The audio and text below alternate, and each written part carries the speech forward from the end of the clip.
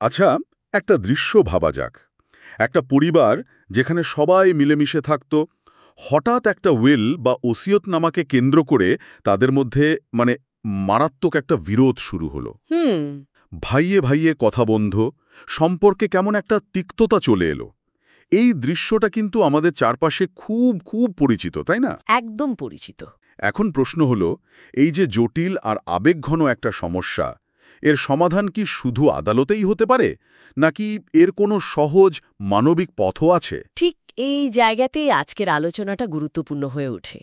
আমরা অনেকেই ভাবি কি আইনি দলিল মানেই সেটা চূড়ান্ত, ওটা আর বদলানো যায় না।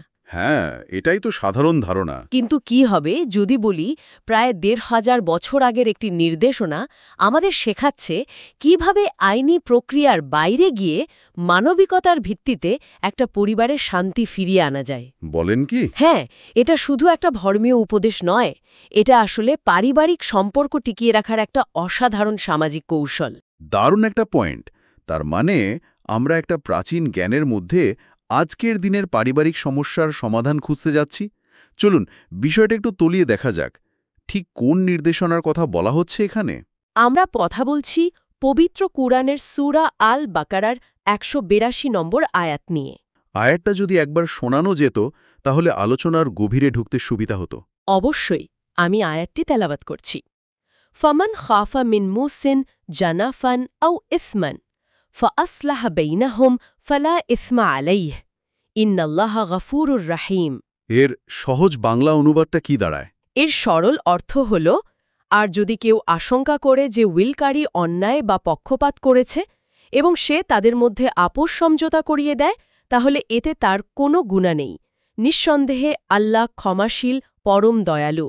এক মিনিট। তার মানে কি এই আয়াতটা সাধারণ মানুষকে ক্ষমতা দিচ্ছে একটা আইনি দলিল সংশোধন করার, আদালতে না গিয়েই? হ্যাঁ, ঠিক তাই। এটা তো অসাধারণ একটা ধারণা। বাইরে থেকে দেখতে খুব সহজ সরল মনে হলেও এর ভেতরের দর্শনটা তো বেশ প্রোগ্রেসিভ। একদম। এখানেই তো এর আসল সৌন্দর্য। দেখুন, এই আয়াতের কয়েকটি মূল শিক্ষা আছে। প্রথমত, এটা স্বীকার করে নিচ্ছে যে মানুষ হিসেবে উইলকারী ভুল করতে পারে। পারে তো বটেই। আবেগের বশে বা অনিচ্ছাকৃতভাবে তার সিদ্ধান্তে পক্ষপাত বা ত্রুটি থাকতেই পারে। দ্বিতীয়ত, সেই ভুল সংশোধনের জন্য দরজাটা খোলা রাখা হয়েছে। আচ্ছা। আর তৃতীয় এবং সবচেয়ে গুরুত্বপূর্ণ হল, যে ব্যক্তি সংশোধনের জন্য এগিয়ে আসবে, মানে মধ্যস্থতা করবে, তাকে পাপী হিসেবে দেখা হচ্ছে না, বরং তাকে পুরস্কৃত করার ইঙ্গিত দেয়া হচ্ছে। এই আয়াতটা নাজিল হওয়ার পেছনে নিশ্চয়ই কোনো বিশেষ কারণ ছিল। মানে তৎকালীন সমাজে এমন কি ঘটছিল যার সমাধানের জন্য এই রকম একটা নির্দেশনার প্রয়োজন পড়ল? হ্যাঁ, এর শানে নজুল বা প্রেক্ষাপট জানলে বিষয়টা আরও পরিষ্কার হবে। দেখুন, ইসলামের প্রাথমিক যুগে উইল করার বিষয়টা আজকের মতো এত কাঠামোবদ্ধ ছিল না। ও আচ্ছা। অনেকেই মৃত্যুর আগে আবেগের বশে এমন সব সিদ্ধান্ত নিতেন যা পরিবারের মধ্যে বিরাট বিভেদ তৈরি করত। যেমন ধরুন, কোনো প্রিয় সন্তানকে সব সম্পত্তি লিখে দেওয়া। অথবা বাবা মায়ের মতো গুরুত্বপূর্ণ উত্তরাধিকারীদের বঞ্চিত করা। ঠিক। এর ফলে পরিবারগুলো ভেতর থেকে ভেঙে পড়ছিল, দীর্ঘস্থায়ী শত্রুতা আর বিদ্বেষ জন্ম নিচ্ছিল। তার মানে এটা একটা সামাজিক সংকট সমাধানের চেষ্টা ছিল। ঠিক তাই। আল্লাহ তখন এই আয়াত নাজিল করে একটা ভারসাম্যপূর্ণ পথ দেখালেন।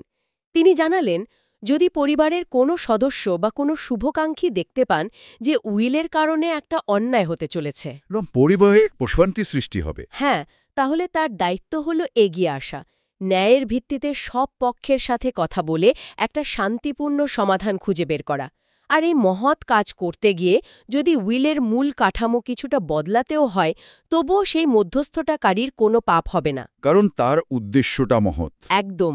উদ্দেশ্য হল ন্যায় প্রতিষ্ঠা এবং সম্পর্ক রক্ষা করা। তাহলে এই নির্দেশনাটাকে আমরা বাস্তবে কিভাবে প্রয়োগ করতে পারি? কারণ দেখুন, তত্ত্বীয়ভাবে বিষয়টা দারুণ লাগলেও প্রায়োগিক দিকটা তো বেশ জটিল হতে পারে। তা তো বটে। যিনি মধ্যস্থতা করতে যাবেন তার উপর তো অন্য পক্ষগুলো পক্ষপাতিত্বের অভিযোগও আনতে পারে।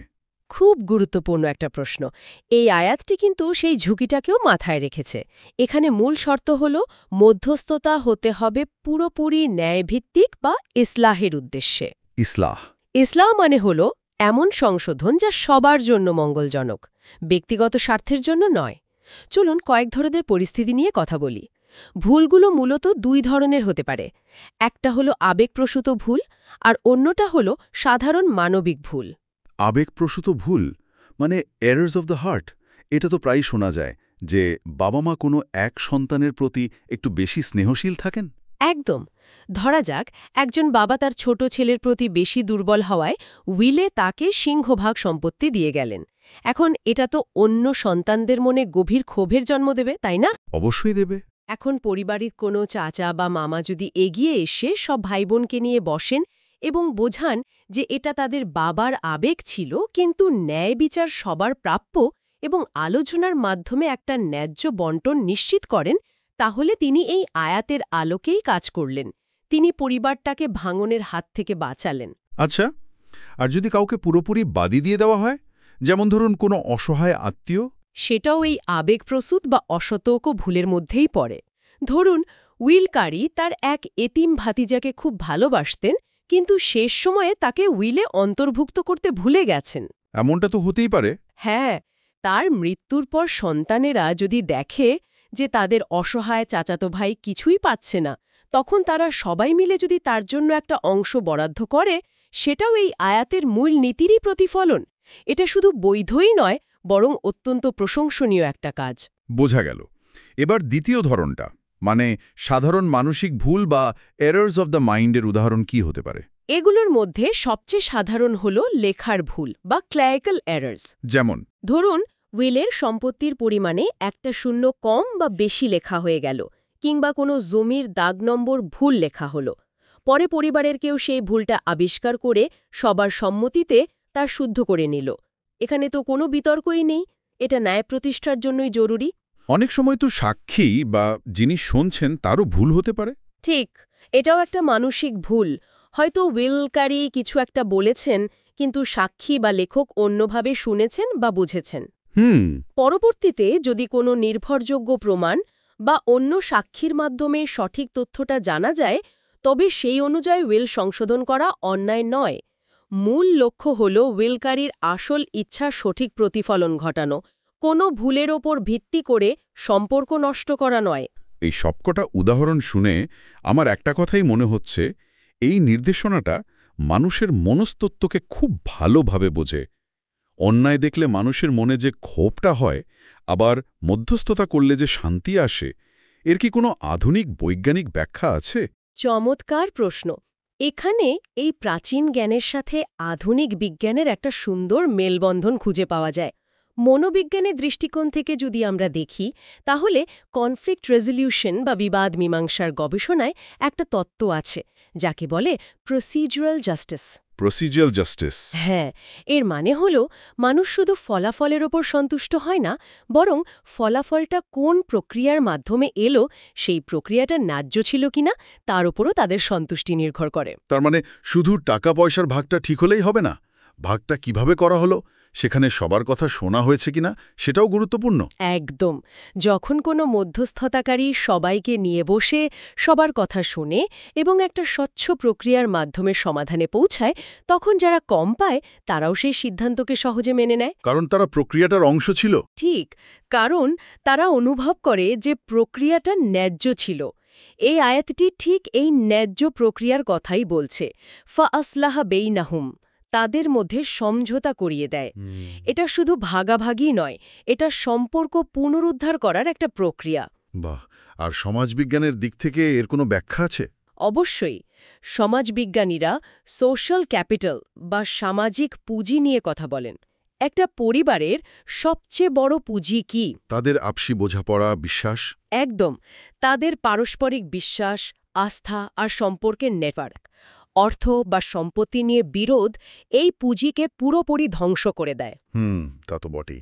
এই আয়াতটা আসলে একটা প্রতিরোধকমূলক ব্যবস্থা, যা পরিবারের সোশ্যাল ক্যাপিটাল বা সামাজিক মূলধনকে রক্ষা করে।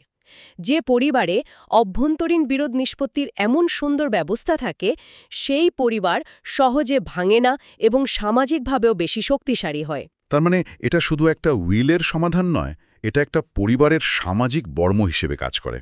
আর নৈতিকতার দিক থেকে দেখলে? নৈতিক দর্শনের দিক থেকে দেখলে এই আয়াতটি ন্যায় বিচার, জাস্টিস এবং করুণা কম্প্যাশনের এক অসাধারণ সমন্বয়। পশ্চিমা আইনি কাঠামো অনেক সময় কঠোর এবং আবেগহীন হয়, আইনে যা লেখা আছে তাই হবে। ঠিক। কিন্তু এখানে বলা হচ্ছে আইন প্রয়োগের পাশাপাশি করুণা বা রাহমাকেও গুরুত্ব দিতে হবে। আয়াতের শেষে আল্লাহ নিজেকে গফুর, ক্ষমাশীল ও রহিম, পরম দয়ালু বলে পরিচয় দিচ্ছেন। ও আচ্ছা। এর মাধ্যমে বার্তাটা স্পষ্ট, তোমরা যখন পৃথিবীতে ন্যায় বিচার প্রতিষ্ঠা করবে তখন আমার এই গুণগুলো ধারণ করার চেষ্টা করো, কঠোর হয় না, দয়ালু হও। তাহলে এই দীর্ঘ আলোচনা থেকে আমরা কোন শিক্ষাটুকু বিশেষভাবে মনে রাখতে পারি, যদি পুরো বিষয়টাকে কয়েকটা পয়েন্টে নিয়ে আসতে হয়? আমার মনে হয় কয়েকটি মূল নির্যাস আমরা নিতে পারি। প্রথমত, কোনো উইলি পাথরে খোদাই করা চূড়ান্ত দলিল নয়, যদি তাতে অন্যায় বা ভুলের আশঙ্কা থাকে। এটিকে সংশোধনের সুযোগ আছে। হুম। দ্বিতীয়ত, পরিবারের শান্তি রক্ষার জন্য মধ্যস্থতাকারীর ভূমিকা অত্যন্ত গুরুত্বপূর্ণ এবং ইসলামে এটি একটি মহৎ কাজ হিসেবে স্বীকৃত। ঠিক। তৃতীয়ত, সংশোধনের একমাত্র উদ্দেশ্য হতে হবে ন্যায় প্রতিষ্ঠা এবং সম্পর্ক পুনরুদ্ধার, কোনো ব্যক্তিগত লাভ নয়। আর পরিশেষে এই আয়াত আমাদের শেখায় যে আইন এবং মানবিকতা একসাথে চলতে পারে। একটি শক্তিশালী পরিবার ও সমাজ গঠনে এই দুটোই অপরিহার্য। অর্থাৎ মূল কথাটা হলো, একটা উইলকে পরিবারের শান্তি আর ন্যায় বিচার নিশ্চিত করার একটা জীবন্ত দলিল হিসেবে দেখা উচিত। ভুল হলে বা পরিস্থিতি বদলালে তার সবার মঙ্গলের জন্য সংশোধনের সুযোগ রাখা হয়েছে। একদম তাই। ন্যায়ভিত্তিক সমঝোতা কোনো পাপ নয়, বরং এটি পরিবারের শান্তি ও সম্প্রীতি ফিরিয়ে আনার একটি শক্তিশালী ঐশী নির্দেশনা। এটি আমাদের শেখায় কিভাবে ভাঙন না ঘটিয়েও সমস্যার সমাধান করা যায়। আজকের আলোচনাটা সত্যিই খুব গভীর এবং প্রাসঙ্গিক ছিল। এটা শুধু একটা ধর্মীয় ব্যাখ্যা নয়, বরং যে কোনো মানুষের জন্য, যে কোনো সমাজের জন্য একটা কার্যকরী দিক নির্দেশনা। ঠিক। আর এই আলোচনা শেষে একটা বড় প্রশ্ন আমাদের সামনে রেখে যায়। কি সেটা? আজকের পৃথিবীতে যেখানে আইনি ব্যবস্থা প্রায় দীর্ঘ, ব্যয়বহুল এবং সম্পর্ক নষ্টকারী হয়ে দাঁড়ায়, সেখানে এই আয়াতের মূল নীতি, অর্থাৎ করুণা ও ন্যায়ের ভিত্তিতে ঘরোয়া মধ্যস্থতা, কি শুধুই উইলের গণ্ডি ছাড়িয়ে আমাদের জীবনের অন্যান্য বিরোধ, যেমন ধরুন ব্যবসায়িক পার্টনারশিপ, সামাজিক দ্বন্দ্ব, এমনকি রাজনৈতিক মতপার্থক্য মেটাতেও একটি মডেল হতে পারে? এটা আসলেই ভেবে দেখার মতো একটা বিষয়।